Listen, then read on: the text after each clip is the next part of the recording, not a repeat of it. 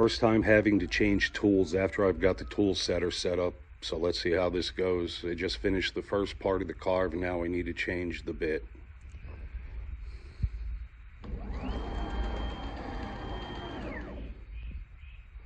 So we're going to change a bit and then we'll be back. So I just changed the bit. Let's see how it goes.